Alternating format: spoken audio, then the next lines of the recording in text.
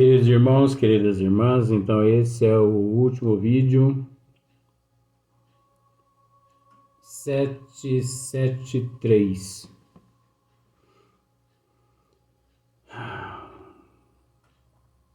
Capítulo 23 da Obsessão, Livro dos Médios. Então você percebe que foi preciso do espaço de um vídeo de 26 minutos para tratar da questão do obsessor e o obsidiado, como nós tratamos no vídeo anterior. Só que, como nós tratamos, é relativo. Por que é relativo? Porque você vai perceber, como nós já dissemos aqui várias vezes, Kardec ele aborda apenas a obsessão no médio escrevente, né? E nós já tivemos a oportunidade de dizer que não é só no médio escrevente. Só que você vai dizer assim, Luiz, mas então Kardec errou. Não, Kardec está certo. Só que Kardec esperava que um maluco, depois de 165 anos depois, viesse falar o que aqui, né, eu falo. Então aqui eu abordo tudo. Porque nós temos que entender, gente, que o obsessor, ele não é... Olha para você ver como que nós conseguimos raciocinar. O obsessor, ele não é atributo... Olha só para você ver que loucura. Mas tem fundamento, analisa. O obsessor não é atributo exclusivo do espírita. O obsessor não é atributo exclusivo do espiritismo. O obsessor, eu vou usar atributo no bom sentido. O obsessor não é atributo só do espírito do espiritismo. É do católico, do evangélico, do budista, do islamista, do umbandista. Todo mundo possui obsessor. Nasceu-se de mulher na terra, é médium, e se andou na contramão dos desígnios de Deus, angariou o obsessor, é obsessor, porque nós podemos obsidiar. Então, olha só para você como são as coisas. Como, por exemplo, a psicografia, a vidência, a audição, a pictografia, a mediunidade mecânica, semimecânica, a faculdade inspirativa, intuitiva, isso não é atributo do espírita. Não é atributo do espiritismo. É atributo do ser que encontra-se na fase hominal. Você entendeu, né? Na fase hominal. Então é atributo de todo mundo. Não pense que é só espírita que tem evidência, que é só espírita que ouve, que é só espírita que vê. Não é não. Isso é todo mundo. Agora, nós sabemos que o espiritismo, por ser isso aí é que pega, muitas pessoas não gostam que eu digo isso. O espiritismo, por ser a ciência mãe de todas as ciências que existem na face da Terra, E por ser uma ciência incriada. Por que incriada? Porque ninguém o criou. É lei de Deus. O Espiritismo é lei de Deus. Então, nós sabemos, como 1 mais 1 é 2, nós sabemos que o Espiritismo, ciência mãe de todas as ciências, é a única ciência na Terra capaz de nos esclarecer o que significa todos esses fatores. O que outras ciências na Terra não nos esclarece, outras religiões não nos esclarece, outras filosofias não nos esclarece.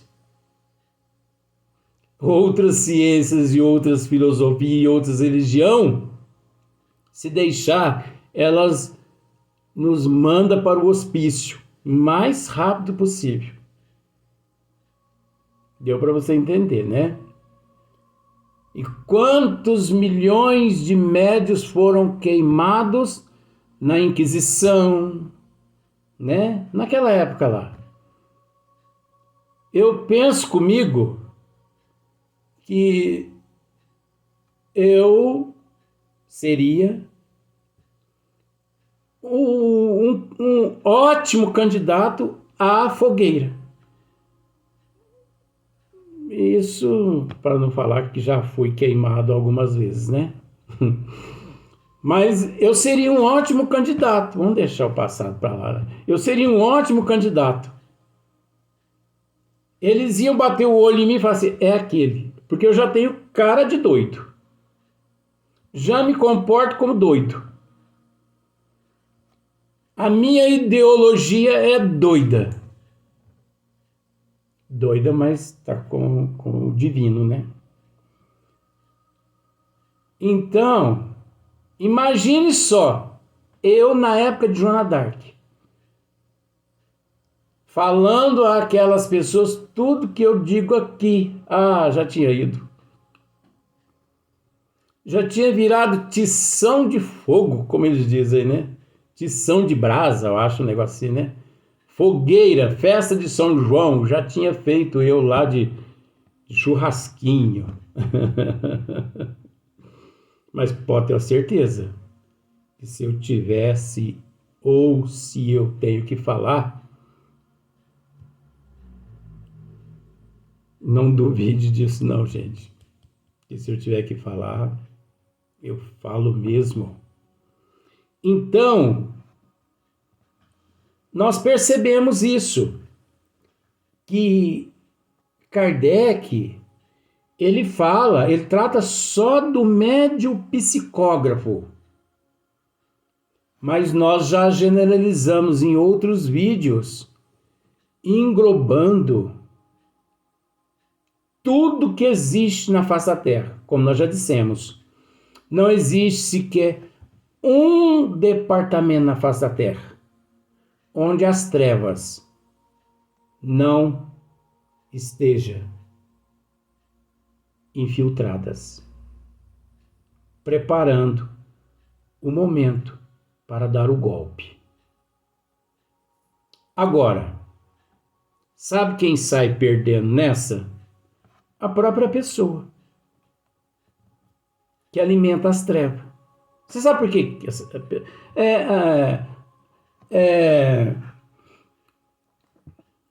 Faz parte do assunto. Por isso que eu tenho que dizer. Porque eu não me importo com o tempo. O importante é a orientação. Teve um carnaval, não sei se no Rio de Janeiro, em São Paulo, eu não gosto dessas coisas. Então lá eles fantasiaram um ator de Cristo e fantasiaram um ator lá de, né? Chifre, puseram chifre nele, ficou até bonitinho, coitadinho. Puseram chifre, puseram rabinho nele, pintaram ele de vermelho. Ele ficou até bonito, aquele danadinho. E ele ficou encenando para lá, para cá, que estava machucando aquele outro ator lá, e aquele ator lá estava passando-se por Nosso Senhor Jesus Cristo, coitadinho. Então tem muitos pobres de espírito que escreve assim na rede social. Você pode dizer o que você quiser, mas você há de concordar comigo que depois que eles humilharam nosso Senhor Jesus Cristo no sambódromo, o mundo nunca mais foi o mesmo. Eu fico a pensar, mas quanta pobreza de espírito. Você acha que nosso Senhor Jesus Cristo se ofendeu com aquilo que fizeram com a imagem dele lá no sambódromo? Quem mais alto se prejudicou agindo daquela forma? Gente, nós temos que entender uma coisa. Nós vivemos num mundo de efeito e de causa e de efeito, de prova, de expiação e de prova. Tudo que nós fazemos com más intenções, nós atraímos aquele negativismo para nós. Então, nosso Senhor Jesus Cristo não foi afetado naquilo ali. Aqueles que fizeram aquilo e aqueles que assistiram aquele carnaval, pode ter certeza, esses foram aqueles que se prejudicaram. Porque nós temos que entender outra coisa, gente. Jesus não precisa de nós. Deus muito menos. Você acha que o Espiritismo precisa de nós?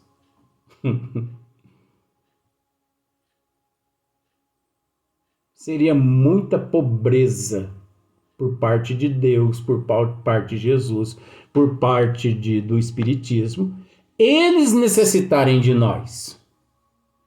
Nós quem necessitamos deles. Por isso, mais cedo ou mais tarde, não há esse que não se curve mediante esses seres. Mas não é se curvar fisicamente, não. É se curvar moralmente. É se curvar eticamente. Você entendeu? É se curvar dessa forma. Então, por falta de raciocínio, às vezes as pessoas, por falta de conhecimento, as pessoas dizem tanta besteira. Eu fico analisando. Então, por isso que nós procuramos aqui generalizar, mostrando todas as áreas, todos os ângulos que Kardec não mostrou. Mas ele não mostrou porque não cabia a ele mostrar todos os ângulos, sabendo ele que é da responsabilidade nossa raciocinar. Você entendeu? Até parece que eu sou italiano, né? Se tirar minha mão eu não consigo falar. Porque gente nunca é desse jeito. Tirou essa mão aqui, principalmente, eu não falo mais. O que a gente não tem que fazer, né? Para poder ajudar os outros? Meu Jesus amado, o que não temos que fazer? Mas tudo bem, vamos dar sequência ao trabalho que nos foi confiado, né? Quanto ao espírito obsessor, por mal que seja, eu acho que eu já até atropelei. Quanto ao espírito obsessor, por mal que seja, deve tratá-lo com severidade, mas com benevolência, e vencê-lo pelos bons processos da disciplina, do conhecimento, da educação, né? Orando por ele, orando pelo obsessor, amando o obsessor. E tem pessoas que querem se ver livre dos obsessores. Gente, vou apenas dizer da seguinte forma: toda luz que reluz o diamante deve a quem? Ao buril, ao esmeril, ao lapidador. Porque o diamante, por si só, ele é uma pedra igual outras pedras. Mas existe lá o lapidador, existe lá o buril, e toda aquela beleza que ornamenta a coroa da rainha ou do rei, se o diamante pode se exibir, ele tem que pedir autorização ao lapidador. Eu posso me exibir? Porque o diamante não tem o direito de se exibir sem pedir ao lapidador autorização. Porque quem o levou àquele brilho foi o lapidador e foi o buril. Ele é o motivo, mas e se o lapidador não quisesse lapidá-lo? Então nós devemos agradecer os obsessores. Os obsessores é que nos levam a orar, a vigiar, a policiar constantemente. Mas as pessoas não raciocinam. Qualquer coisinha a pessoa vai à casa espírita. Eu queria que tirasse esse espírito. Tô com peso aqui nas costas. Daqui uns dias as pessoas vão chegar à casa espírita e vão assim, eu queria tirar um espírito que está comigo, mas qual espírito que está com você? Eu fico assistindo aqueles vídeos lá do Luiz Antônio, não sei, parece que tem um espírito que incorpora em mim também. Para ver como são as coisas, né? Se vocês soubessem como está aqui essa caixa torácica, vocês iam pensar assim, mas como o Luiz Antônio está sorrindo?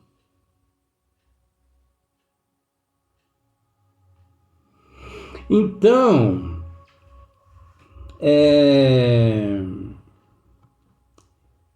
quanto ao espírito obsessor, por mal que seja, deve tratá-lo com severidade, mas com benevolência, e vencê-lo pelos bons processos, orando por ele. Se for realmente perverso, a princípio zombará. Se ele realmente é um espírito perverso, a princípio ele zombará. Você fala em oração, ele zomba de você. Você fala em Deus, ele zomba de você. Mas você já ouviu que ditado, água mole em pedra dura, tanto bate até que fura? Uma hora ele vai ceder. Desses meios, porém, moralizado com perseverança, acabará por emendar-se. E uma conversão a empreender, tarefa muitas vezes penosas, porque de fato é uma tarefa muito penosa, não é fácil, não é você abraçar a causa hoje e daí 15 dias. Graças a Deus, estou livre. Eu conheço um caso que já aproxima-se de 1000 anos, mais ou menos. Até hoje, 947 anos. É uma trama. Sabe por cento essa trama, eles se melhoraram? Quanto por cento eles se melhoraram? De 1 a 100. Vamos ver se você consegue adivinhar. 947 anos faz. Uma trama que começou há 947 anos lá atrás. De 1 a 100. 6%. Agora você acha que vai terminar essa trama nessa existência? Na outra você acha que vai terminar? Na outra também? Esses nossos irmãos encarnados e desencarnados, eles podem colocar a barba de molho. Porque se eles quiserem fazer a barba não estando macia, eles vão se ferir todo. Isso é psicologia. Você nunca que deve cortar o nó. E sim, através do tempo, com muita paciência, com muita humildade, com muita resignação, aceitação, desatar o nó. Desatar. Nunca se deve cortar o nó, e sim desatá-lo. Ah, mas tem nó que a gente tem que cortar, né? Porque a gente não consegue desatá-lo. É porque você é um desastrado. Porque se você for devagarinho, com a agulha de crochê da vovó, mas não é da senhora, não.